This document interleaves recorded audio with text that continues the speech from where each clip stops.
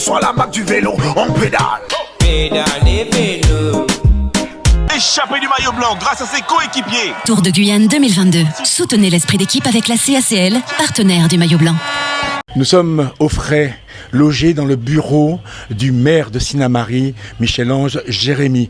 Je peux vous assurer que ça fait du bien parce que avec le soleil de ce matin qui m'a frappé sur la tête, avec les péripéties que nous avons vécues, c'est bien de se poser. Merci pour l'accueil chaleureux parce que parfois, on t'y va d'îlot. C'est déjà le début du bonheur. Ça va bien? Est-ce que c'est un maire heureux qui nous accueille? Un maire toujours heureux, qui vous accueille, qui accueille son homologue vraiment ami de la Martinique. Et un maire heureux qui accueille aussi le Tour de Guyane. Alors, les choses se passent plutôt bien. Il y a de l'animation au cœur de la ville. On sent qu'il y a, avec la Guyane, déjà une belle histoire d'amour entre les Guyanais et la ville de Sinnamary. Et lorsque nous promenons notre micro, il y a quelque chose, on l'avait évoqué la fois dernière, de patrimonial avec la ville de Sinnamary. Vous êtes à la tête d'un bel héritage. Comment vous entendez le fructifier?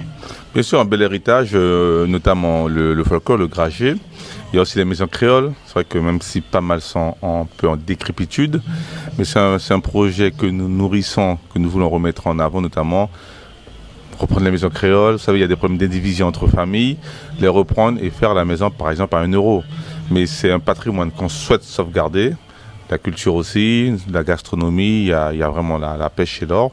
Et donc, c'est vraiment un projet politique, on va dire, à long terme. C'est pour laquelle notre projet s'appelle Sinnamary de Horizon 2030. Et j'ai presque envie de vous dire que le fait d'avoir initié un partenariat, un jumelage avec la ville du François, nous y reviendrons, ça n'engage pas que Sinnamary, parce que du coup c'est la Guyane finalement que vous mettez dans ce niveau de coopération. Vous parliez à l'instant des maisons créoles. En Martinique, il y a une expérience qui a été menée avec la ville du Carbet, où toutes ces petites maisons, pour des raisons d'indivision, etc., tombaient en décrépitude.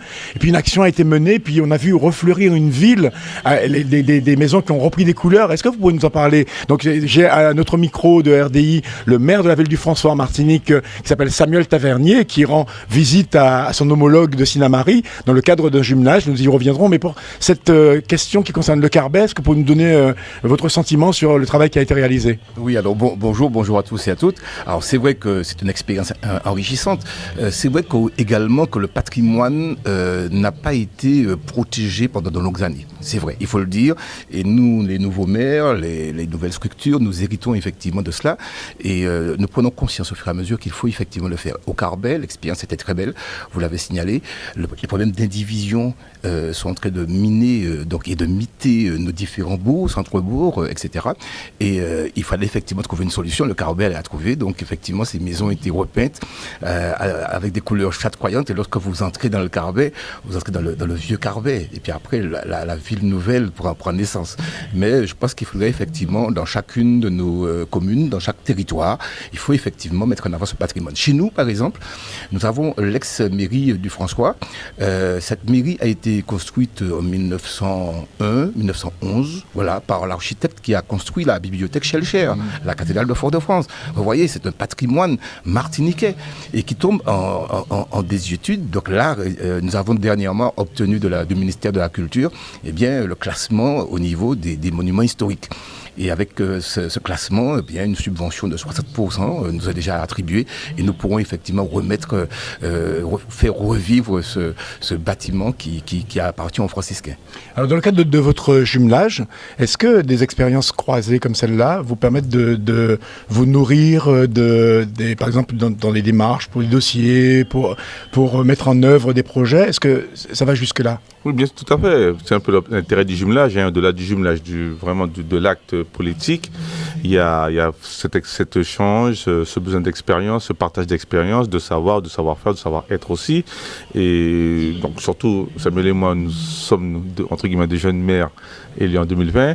Donc oui, nous apprenons, nous partageons sur différents dossiers, sur les appels à projets.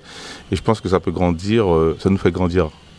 Alors tous les deux, bien sûr, d'un point de vue personnel, mais nos communes respectives, car, comme moi j'ai eu l'occasion de dire, on parle beaucoup de résilience. Et je crois qu'à travers vraiment ce jumelage-là, nous avons mis en avant ce terme de résilience face au changement climatique, face à la guerre, face à tout, et montre aussi que le bien-être, nous devons vivre en harmonie et permettre à tout chacun de s'épanouir.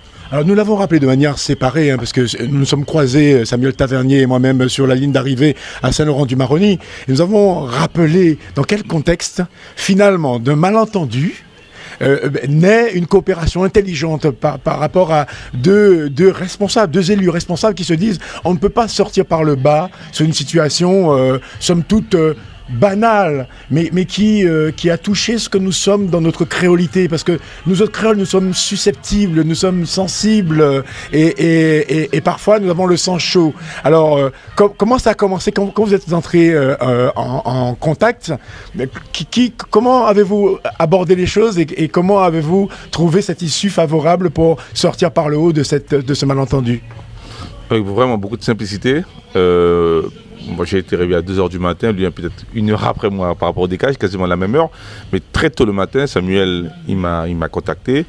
Et vraiment, la connexion s'est faite tout de suite. Donc nous avions compris tout de suite qu'il fallait sortir de cet imbroglio qui prenait de l'ampleur avec les réseaux sociaux. C'était, pour situer, c'était juste après le match qui avait opposé le club franciscain de la Martinique à l'US-Sinamari, et avec des faits, des chants hors contexte dans les vestiaires, etc.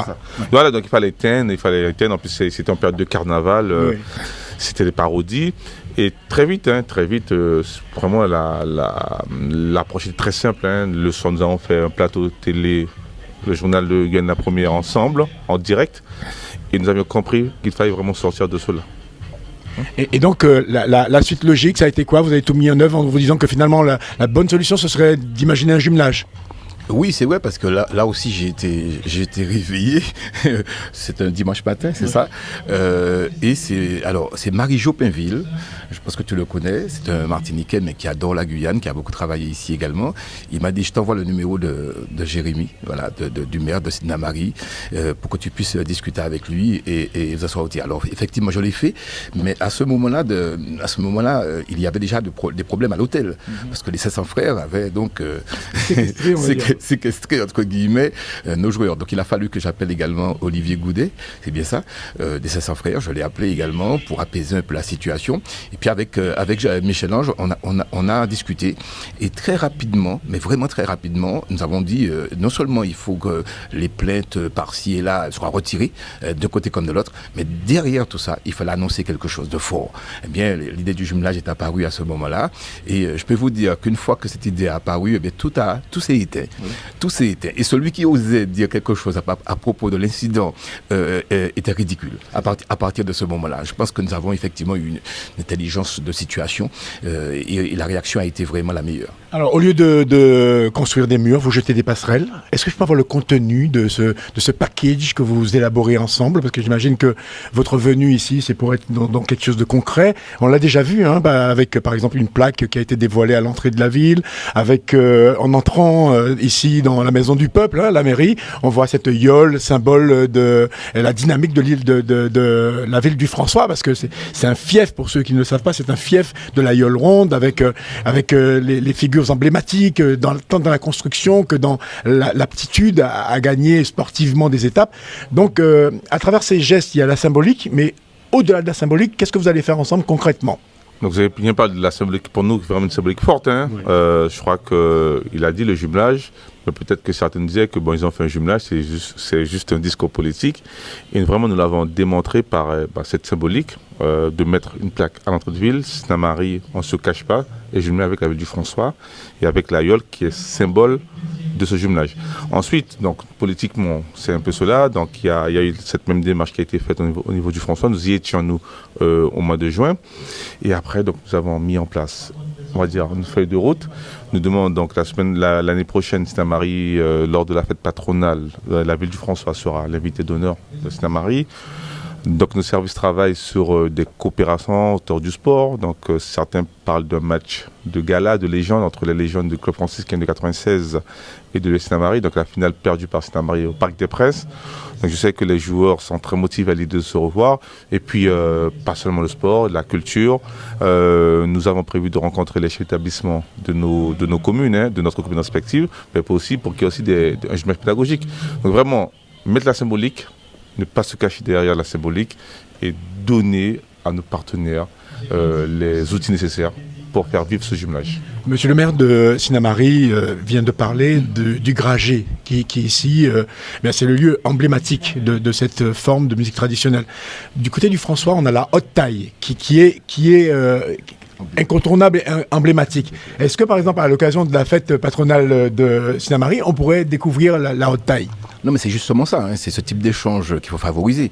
Alors, nous avons effectivement, au niveau culturel, beaucoup de choses à échanger. Nous avons, au niveau de développement économique également, il y a des exemples à prendre. Et pour moi, le jumelage devra porter également, en plus de ce que Michel Ange a dit, sur l'éducation. C'est très important. Le problème qui nous a un petit peu secoué tous les deux provient effectivement de ce problème-là, de la citoyenneté, vous voyez. Donc, éducation à la citoyenneté, mais également éducation à l'environnement, parce que ce que j'ai découvert de manière profonde ici, parce qu'en Guyane je venais, mais je ne pénétrais pas les territoires comme je l'ai fait aujourd'hui. Ce que j'ai découvert, c'est vraiment un territoire où il y a un potentiel extraordinaire en matière d'environnement. Et il faudrait que les jeunes Martiniquais, les jeunes franciscains viennent découvrir cette richesse guyanaise, et donc ça portera beaucoup sur cet aspect effectivement de développement durable également. Juste parce qu'on a évoqué ce qui s'est passé ici pour la pose de cette plaque, comment ça s'est passé au François quand il est venu avec sa délégation ? Alors, l'acte 1 et l'acte 2, je vais dire ça comme ça, ils sont venus au François, nous sommes venus ici, c'est d'abord pour se connaître. Pour bien se connaître. Et je pense que c'était important lorsqu'on se marie, si on ne se connaît pas, il y a un problème. Le divorce n'est pas loin, vous voyez. Donc là, c'était important pour nous de nous rencontrer, de mieux nous connaître, de découvrir nos territoires respectifs.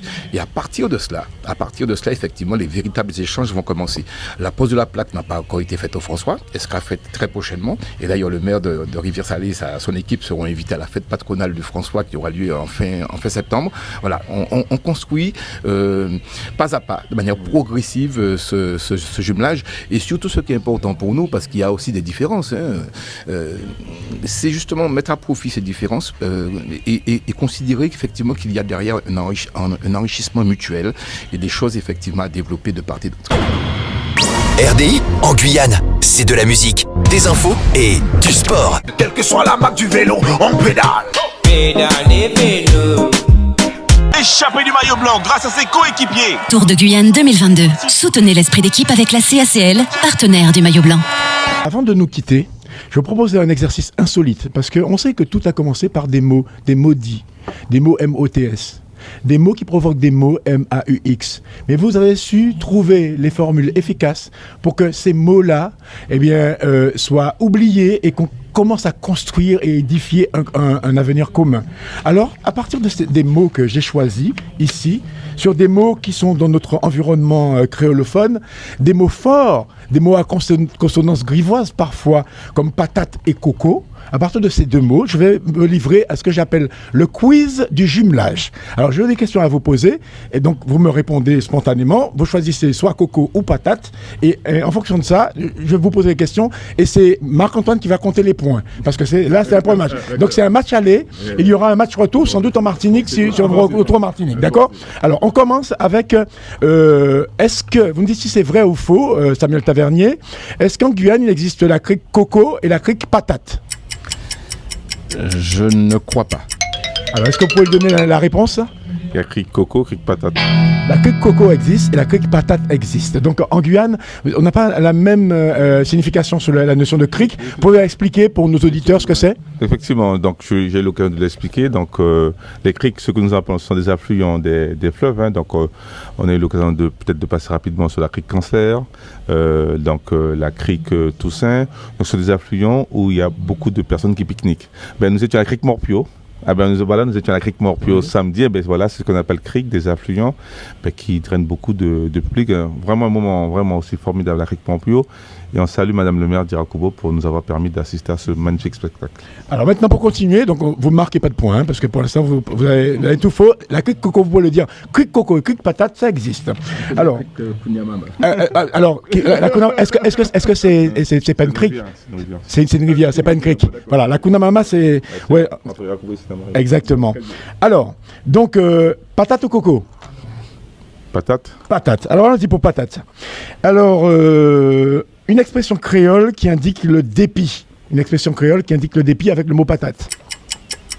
Mais vous pouvez réagir. Hein. Patatsa. Voilà, il marque un point. On répète. Patatsa. Patatsa. Donc un point pour le François pour l'instant. Alors, comme il a la main, je lui demande à lui coco ou patate. Coco. Coco. Alors, coco, comment s'appelle en Guyane une glace à base de coco et d'ananas? Alors là. Alors, comment s'appelle en Guyane une glace à base de coco et ananas? Connasse. Une connasse. Voilà, ça s'appelle une connasse. Un point pour Sinamari. Donc ça fait un point partout. Alors il reprend la main puisqu'il a eu la réponse coco ou patate. Ben, on revient à patate. On revient à patate. Alors une expression utilisée pour dire que l'on se débarrasse de quelque chose de gênant. Avec patate. Je me débarrasse de quelque chose de gênant. Avec le mot patate. Une expression française. Avec le mot patate. Oui, une expression française. Avec le mot patate pour se débarrasser de quelque chose de gênant. Non, vous voyez pas? Non. Bon, vous séchez, je vous la donne. Ouais. Refiler la patate chaude. Oui, on lui a refilé la patate chaude. D'accord. Alors, il perd la main, donc patate ou coco? Patate. Patate, allons-y. Alors, en espace créolophone, quelle partie de l'anatomie est désignée par la patate? Le sexe. Alors, donnez-moi deux noms créoles du sexe féminin. Créole. Oui, en créole, le sexe féminin, comment on le désigne en créole? On dit cocoon. Oui. Créole, hein, oui, je connais d'autres termes français, mais alors. Qu'est-ce qu'on dit en Guyane? Mais patate aussi. On dit patate aussi, mais un autre nom. Voilà, chouchoune, coucoune. Oui, c'est ça ce sont des termes qu'on connaît. Donc, mais on est très limité finalement. Finalement, on voit qu'en anatomie féminine, c'est bon, un point partout. Un point partout, ça va, un point partout. Patate ou coco? Coco. Alors. Aux Seychelles, il existe une variété de coco qui répond fidèlement à l'anatomie humaine. Comment s'appelle ce coco aux Seychelles? Coco bouteille? Non, pas coco bouteille. Une partie de l'anatomie humaine. Pensez-y. Dans la forme. Ça s'appelle coco? Testicule? Non, pas testicule. C'est pas loin. On n'est pas loin, on brûle. On est dans la bonne zone. Coco? Coco lolo? Non, pas du tout. Ça pourrait être coco lolo. Juste un peu plus loin, postérieur. Coco? Coco-fesse. Coco-fesse. Un point pour lui. Ça s'appelle les coco-fesses. Je sais pas, vous avez déjà vu, effectivement, c'est tout le symbole des Seychelles touristiques. Quand on regarde ce coco-là, on a vraiment l'impression de voir un gogo. Parce qu'en Guyane, on dit gogo. D'ailleurs, il y a un proverbe qui dit « à banc courte qui fait gogo contré ». Ce qui veut dire que pour le rapprochement, plus le banc est court, plus on a des chances de se rencontrer. C'est clair. C'est clair. Alors, j'ai une question coco pour vous et je vais la poser directement à ton homologue. Donc, cette question-là concerne le rhum. Dans la fabrication du rhum, il y a un rhum qui porte un nom avec le mot coco. Est-ce que tu connais ce rhum? Un rhum qui porte le nom coco. Oui. Je connais pas ce coco, mais... Lui, il sera impardonnable parce que chez lui, on peut visiter la fabrication du rhum, le process du rhum. S'il ne trouve pas... Le nom de rhum qui porte... C'est pas le nom du rhum, c'est-à-dire qu'il y a un rhum qui est un rhum industriel, en fait. Le rhum industriel, dans le nom, il y a le mot coco. Alors c'est le Coco Merlot. Le Coco Merlot. La Martinique est une terre avec des appellations d'origine contrôlée. Donc il y a les rhums AOC, donc il y a les rhums agricoles. Voilà. Je connais mieux les rhums agricoles. Mais oui, que les rhums industriels. Mais voilà. Ces rhums industriels, il faut savoir qu'en Martinique, on retrouve beaucoup de rhums qui sont livrés à d'autres industriels qui vont par exemple sur d'autres labels distribuer un rhum qui est, on va pas dire qu'il est frelaté, mais c'est pas le rhum agricole qu'on connaît. Alors juste deux mots pour nous parler du rapport à cette tradition, la culture de la canne à sucre et du traitement du rhum chez vous, au François. Oui, alors chez nous, effectivement, alors, il y a une ancienne usine d'ailleurs qui est à l'entrée du bourg, que nous rénovons. C'était une terre, effectivement, c'est une terre de canne et de bananes. Et chez nous, il y a l'habitation Clément. Alors là, c'est le site le plus visité de la Martinique. Et donc, vous l'avez vu, de nombreuses médailles ont déjà été attribuées à ces différents rhums qui sont, je considère, moi, que le rhum Clément, c'est le meilleur rhum de la Martinique. Mais en tout cas, c'est une industrie qui continue. Et il y a autour de ça le spiritourisme qui se développe, avec effectivement la carte des habitations en Martinique, et c'est un produit d'avenir au niveau touristique. La carte des habitations et puis aussi l'histoire liée à cette industrialisation du rhum et à l'industrie liée aux différentes plantations également. Alors tout à l'heure, il a séché pour la connasse, mais voici la question inverse, je pense que là il aura la réponse. Comment appelle-t-on en Martinique un gâteau fait à partir de la confiture de coco et la confiture de patate?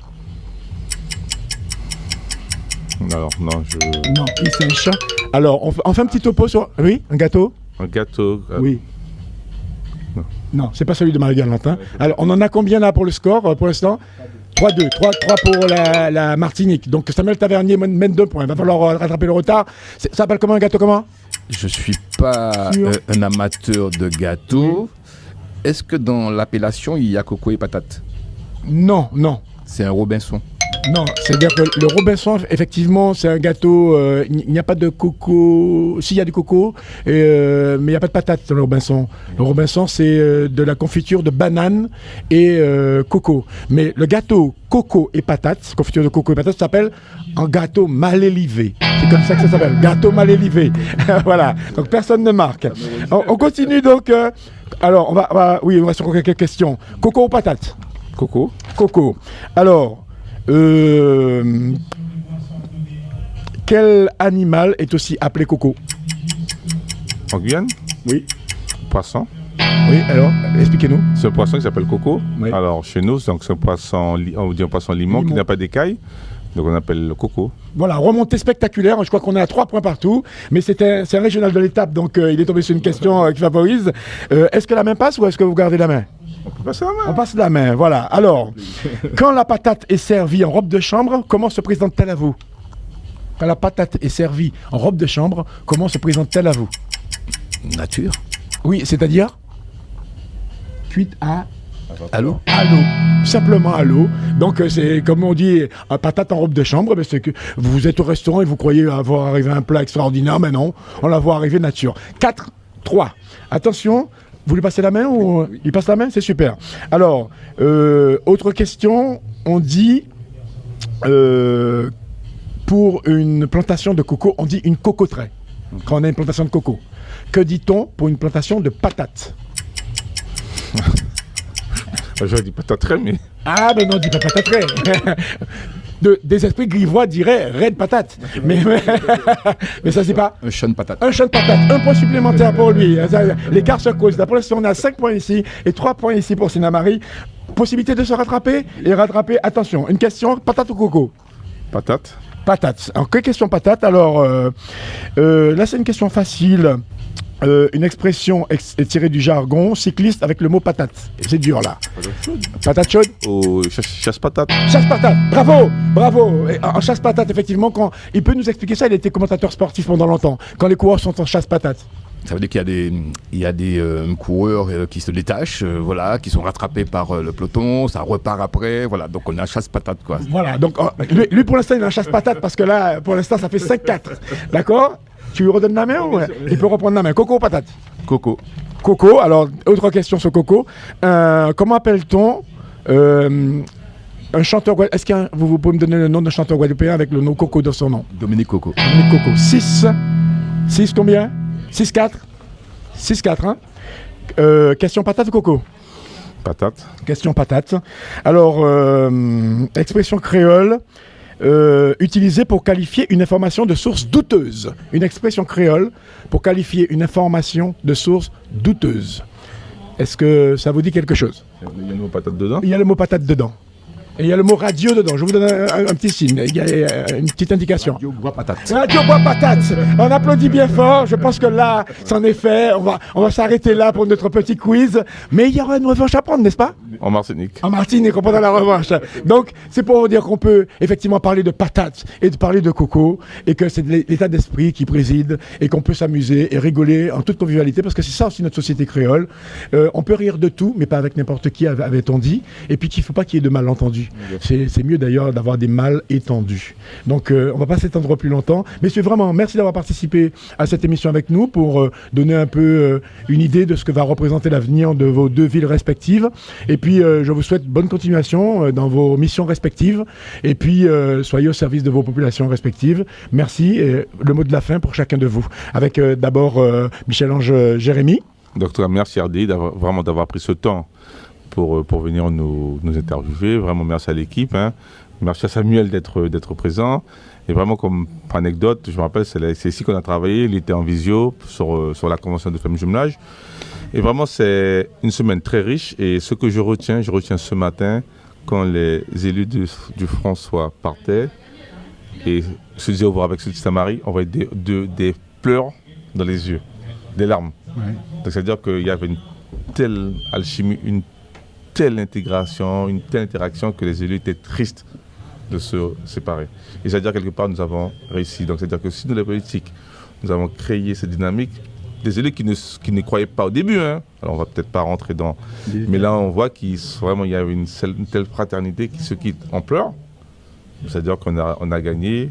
Nous l'avons dit ce matin, nous avons tracé la route. C'est à vous de suivre la pirogue. Voilà, eh bien, le mot de la fin pour Samuel Tavernier, qui est, je vous le rappelle, le maire de la ville du François à Martinique. Très bien. D'abord, Fly, j'étais très heureux de te retrouver parce que ça fait bien des années que c'était croisé. Et merci à RDI, effectivement, de mettre en avant ce jumelage. C'est très important de promotionner l'action qui a été faite.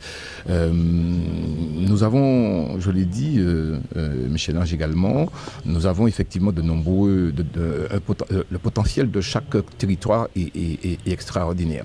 Maintenant, nous, les élus, nous avons ouvert la porte. Il s'agit maintenant pour les populations de prendre le relais. Et il faut intégrer la population. On ne pourra jamais rien faire si la population, effectivement, ne dit pas ce qu'elle a à dire, comment elle souhaite voir ce jumelage également. Donc c'est une partie très intéressante également à faire. Puis j'ai un coup de gueule à pousser. Je l'ai poussé hier déjà lors de notre rencontre. Pour que le jumelage soit efficient, pour qu'il prenne, comme on dit, pour qu'il dure, il faut que les prix des billets entre la Guyane et la Martinique, effectivement, sera beaucoup moins cher. On ne pourra pas construire valablement et véritablement un jumelage à ce coût-là. Pas possible. Donc il y a de quoi interpeller le gouvernement. Les députés guadeloupéens, guyanais vont le faire. Mais en tout cas, il est important de revoir tout cela et puis de cesser avec cette situation de monopole qui mine les relations entre nos pays. Alors, je vous remercie de mettre le doigt sur cette question épineuse, parce qu'il se trouve que ce sont des accords non respectés. Initialement, Air Caraïbes a obtenu l'autorisation de faire du transatlantique. C'était conditionné au fait que Air Caraïbes puisse desservir la Guyane. 3 années plus tard, Air Caraïbes a connu des problèmes avec l'Embraer qui lui permettait de faire la jonction entre la Guyane et la Martinique. Mais ayant obtenu sa transatlantique, n'a plus respecté ses engagements et n'a plus desservi la Martinique et la Guyane. Donc on se retrouve en situation de monopole avec un accord qui a été totalement bafoué et sur lequel aucun homme politique n'est monté au créneau pour dire ça suffit, on ne peut pas continuer à maintenir à distance des histoires communes, une culture commune, des potentialités également économiques, culturelles à développer avec une épine au pied aussi importante. Si vous voulez venir avec votre famille en vacances en Guyane, mais c'est juste impossible. Vous voyez ce que je veux dire? Donc merci de souligner cet aspect-là. Merci Michel-Ange de le relayer et on attendra vraiment fébrilement qu'il y ait un changement sur ce point-là. Messieurs, ça a été pour moi un bonheur de vous voir travailler ensemble et j'espère vous retrouver en Martinique ou ici. Et bonne continuation et bon vent. Au revoir. Voilà.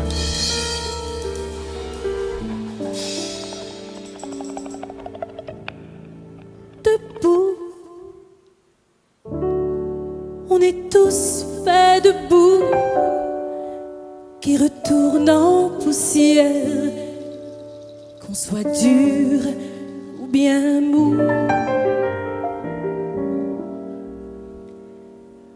C'est fou comment se prend le chou pour finir dans un trou après le dernier